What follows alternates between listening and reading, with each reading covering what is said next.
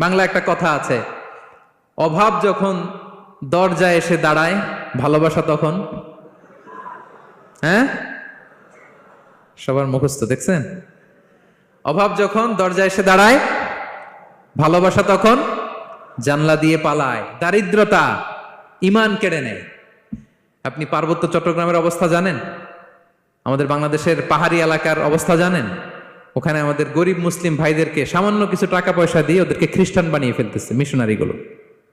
এই খবর তো আমরা রাখি না। দারিদ্রতা বড্ড ভয়ঙ্কর।